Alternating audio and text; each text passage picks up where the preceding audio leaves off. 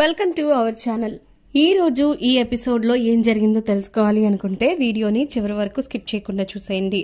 ఇక వీడియోలోకి వెళితే గనక ఇక శివనారాయణ ఏమో అడుగుతూ ఉంటాడు, ఎందుకు మీరు ఇవాళ అంత తొందరగా వెళ్ళిపోవాలనుకుంటున్నారు, రీజన్ చెప్తారా అని అంటే, లేదు ఊరికే నాకు నా భార్యకి నా కూతురిని బయటకు తీసుకెళ్లాలని ఉంది అని అంటాడు కార్తిక్. అదే దేనికో చెప్తే మేము కూడా సంతోషిస్తాంగా అని చెప్పి అంటాడు.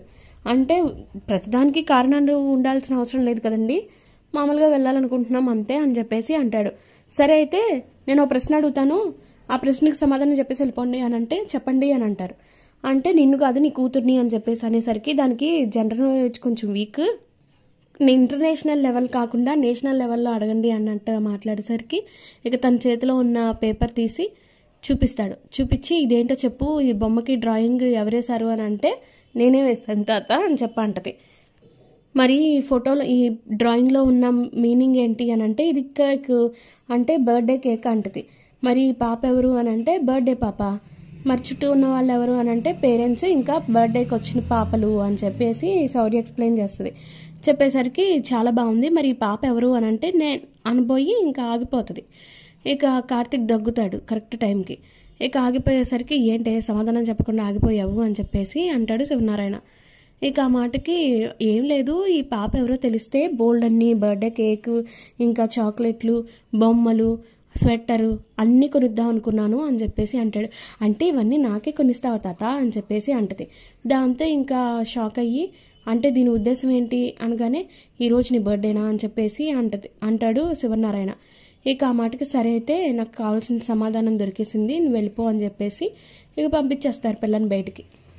పిల్ల బయటికి వెళ్ళిపోయిన తర్వాత ఇంకా వీళ్ళని అడుగుతారు, అసలు నీ ఉద్దేశం ఏంటి, నాకు ఇంకా సౌరిని దూరం చేద్దాం అనుకుంటున్నావు అని చెప్పి సుమిత్ర అంటది దీపని. అయినా నేను నీ విషయంలో ఎప్పుడు కోపంగా ఉన్నాను, కానీ నీ కూతురు విషయంలో నేను ఏనాడు కోపంగా ఉండలేదు, తనని ఎప్పుడు కూడా నేను దూరం పెట్టలేదు, కానీ ఇప్పుడు నువ్వు ఇంత దారుణంగా బిహేవ్ చేస్తావని అస్సలు అనుకోలేదు అని చెప్పేసి బాధపడుతూ ఉంటుంది సుమిత్ర. దీనికి వాళ్ళు సమాధానం చెప్పరు సుమిత్ర, ఇంత అన్యాయంగా వాళ్ళు బిహేవ్ చేసినందుకు ఏమనాలో కూడా అర్థం కావట్లేదు అది ఇది అని చెప్పి శివనారాయణ కూడా ఫైర్ అవుతాడు. అదేం లేదండి, మామూలుగా చెప్పలేదు అంతే, ఇది పెద్ద చెప్పుకోవాల్సిన విషయం కాదేమో అన్న ఉద్దేశంతో చెప్పుకోలేదు అన్నట్టు మాట్లాడతాడు కార్తీక్. అయితే ఏంటి ఇది చెప్పుకోవాల్సిన విషయం కాదని అంటావా, అసలు ఆ చంటి దాని ప్రేమకి మమ్మల్ని దూరం చేస్తావా, అంటే అసలు దాన్ని కూడా మాకు బర్త్డే అని చెప్పొద్దు అన్నావు అంటే మమ్మల్ని ఎంత దారుణంగా డిగ్రేడ్ చేసావు అనేది నాకు ఇప్పుడు అర్థమవుతుంది.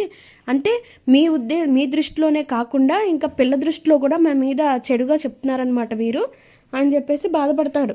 ఇక శౌర్య దృష్టిలో కూడా ఇంతలాగా మమ్మల్ని నెగిటివ్ చేస్తున్నారు మీరిద్దరూ కలిసి, అంత పాపం ఏం చేసాంరా మేము అని చెప్పేసి బాధపడతారు శివనారాయణ. అలాగే ఇంకా సుమిత్ర కూడా అనేసరికి, మనం తప్పులు చేసి ఎదుటి వాళ్ళని నిందించకూడదు సుమిత్ర అని చెప్పేసి ఇక దశరథ అంటాడు.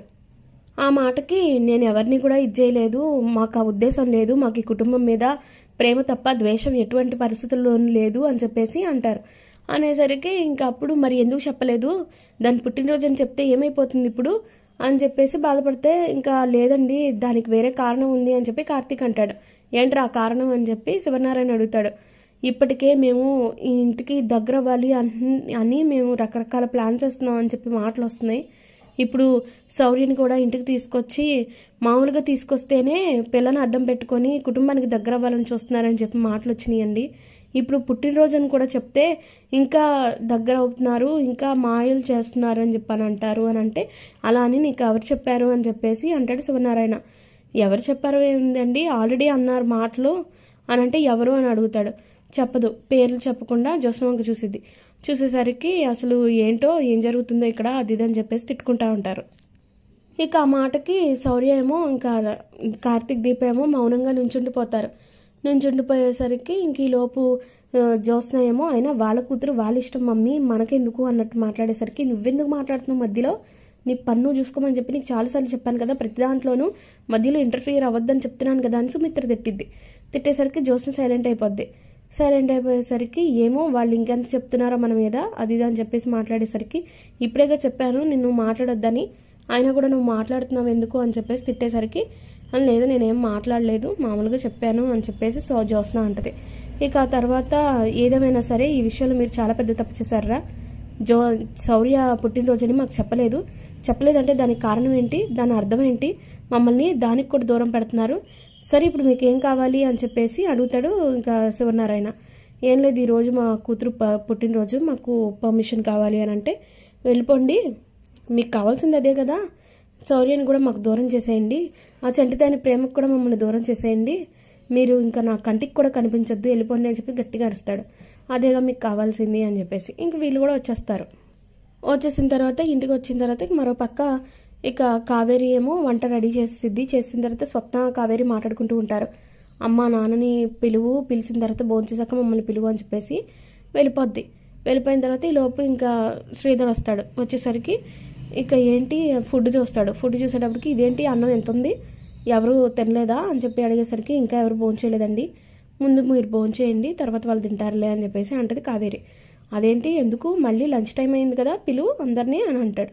అనేసరికి ఇంకా కావేరి ఏమో స్వప్న రా బయటికి, మీ నాన్న పిలుస్తున్నారు భోంచేయడానికి అని చెప్పి అనగానే, అబ్బా పిలవద్దు అంటే నన్నే పిలిచింది అని చెప్పేసి వచ్చింది.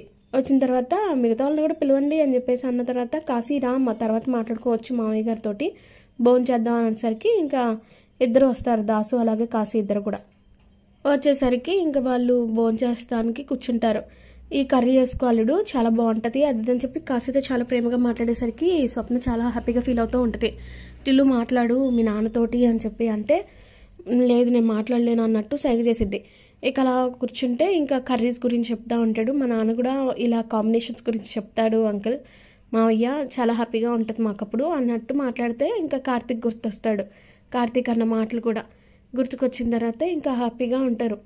ఇక ఈలోపు శ్రీధర్కి ఏమో పొలమారేసరికి దగ్గు ఇలా చేసి ఇంకా వాటర్ ఇచ్చింది స్వప్నంగా వాటర్ ఇచ్చేసేటప్పటికి థ్యాంక్స్ అని చెప్పి అంటాడు. ఇక అలా కూర్చొని భోంచేస్తూ ఉంటే ఈలోపు స్వప్న ఏమో మనసులో సారీ డాడీ అసలు నేను చాలా తప్పు చేశాను, నేను అన్న మాటలే గుర్తుకొస్తున్నాయి అని చెప్పేసి మనసులో బాధపడుతూ ఉంటుంది.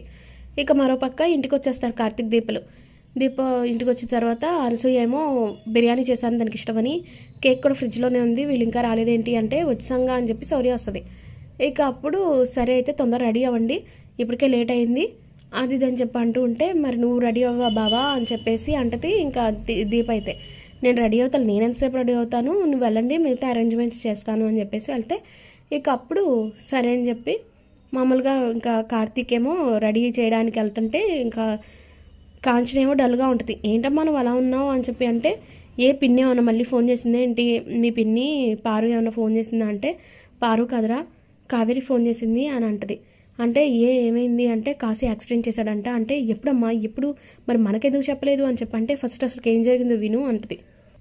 ఇలా కాంచన జరిగిందంతా చెప్పిద్ది. యాక్సిడెంట్ అవ్వడం, వీళ్ళిద్దరిని ఇంట్లో పెట్టడం, ఇక ఫోన్లు తీసేసుకొని శ్రీధరే దగ్గరుండి కాశీని విడిపించడం మొత్తం చెప్పేసిద్ది. అంతేకాదురా ఇదంతా విషయం అంతా కూడా నీకు చెప్పొద్దని చెప్పారంట అని చెప్పేసి అనేసరికి, ఏంటమ్మా నువ్వు అనేది నిజమా అని చెప్పి అంటాడు కార్తీక్. అయితే సరే అయితే మీరు రెడీ అవుతూ ఉండండి నేను ఇప్పుడే వచ్చేస్తానని చెప్పి కార్తీక్ అంటాడు. ఇప్పుడు ఎక్కడికి రా అంటే, ఇప్పుడే వచ్చేస్తానమ్మా ప్లీజ్ అని చెప్పేసి ఇక కార్తీక్ వెళ్ళిపోతాడు. ఫోన్ చేసి వాళ్ళ నాన్నని ఒక ప్లేస్కి రమ్మంటాడు. వచ్చేసరికి ఏంటి మాస్టారు ఇదంతా, నేను విన్నదంతా నిజమేనా అంటే, నిజమే అయ్యుండొచ్చురా అని చెప్పి అంటాడు శ్రీధర్. ఏం జరుగుతుంది నాన్న, ఎందుకు ఇలా ఇదంతా, నా చెల్లెల్ని నాకు దూరం చేద్దామనుకుంటున్నావా, నా కుటుంబాన్ని నాకు దూరం చేద్దామనుకుంటున్నావా అని చెప్పేసి మాట్లాడతాడు. నేను ఎవరికి దూరం చేయాలనుకోవట్లేదు, కేవలం బాధ్యత మాత్రమే తీసుకుందాం అనుకుంటున్నాను అని చెప్పి శ్రీధర్ అంటాడు. అంటే దాని అర్థం ఏంటి చెప్పగలవా కొంచెం డీటెయిల్డ్గా అని చెప్పి అన్నాక, ఏముంది నా భార్యని నువ్వే కొడుకుగా బాధ్యత తీసుకున్నావు అంటే దాని అర్థం ఏంటి, భర్తగా ఫెయిల్ అయ్యాను, తర్వాత కూతురుగా కూడా నేను కూతురికి తండ్రిగా కూడా ఫెయిల్ అయ్యాను, ఎందుకంటే కూతురు బాధ్యతను కూడా అన్నగా నువ్వు తీసుకున్నావు, కానీ నేనేం చేయగలుగుతున్నాను అనేది నాకు అర్థం కావట్లేదు, నాకు రీసెంట్గానే జ్ఞానోదయం అయింది, అది కూడా నీ వల్లే, అందుకే నా పద్ధతిని మార్చుకుందాం అనుకుంటున్నాను, ఎవరేమనుకుంటే నాకెందుకురా, ఎవరి దృష్టిలో ఎలా ఉంటే నాకెందుకు, నాకు కావాల్సింది నా పిల్లలు, నాకు నువ్వెంతో నాకు స్వప్న కూడా అంతే, నిన్నెంత అపురూపంగా గారాభంగా పెంచుకున్నానో స్వప్నను కూడా అంతే గారాభంగా పెంచుకున్నాను, కానీ ఈ రోజున మీ ఇద్దరికి కూడా నేను శత్రువుని అయిపోయాను, అటు భర్తగాను ఫెయిల్ అయ్యాను, ఇటు తండ్రిగాను ఫెయిల్ అయ్యాను, ఇంక నేను బ్రతికుండి మామూలుగా ఉండి మనిషిలాగా ఉండి ఏంటి ప్రయోజనం, అందుకే నా పిల్లలకి నేను కనీసం హీరోలాగా ఉండాలనుకుంటున్నాను, అందుకే స్వప్న బాధ్యతని నీ నుంచి నేను తీసుకున్నాను అంతే, అంతకు మించి వేరే ఇంకేం లేదు అని చెప్పేసి అంటాడు. అన్న తర్వాత అలా అయితే పర్వాలేదు మాస్టారు, నువ్వంటే ఎందుకో మొదటిసారి చాలా ప్రేమ కలుగుతుంది, ఐ లవ్ యూ మాస్టారు అని చెప్పి అంటాడు. అనేసరికి ఇంకా అప్పుడు హ్యాపీగా ఫీల్ అవుతూ ఉంటాడు శ్రీధర్ కూడా. ఏమోరా, ఇంకెవ్వరు ఏమనుకున్నా కూడా నాకు అనవసరం, నాకు మాత్రం నా పిల్లలు కావాలి, ఖచ్చితంగా నేను ఈ విషయంలో అలానే ఉంటాను అని చెప్పేసి ఇంకా శ్రీధర్ చెప్పేటప్పటికి చాలా హ్యాపీగా ఫీల్ అయిపోతూ ఉంటాడు. ఇంకా కార్తీక్ అయితే ఇక రాబోయే కథలో ఏం జరగబోతుందనేది తెలుసుకోవాలంటే వీడియోని ఇంకా నెక్స్ట్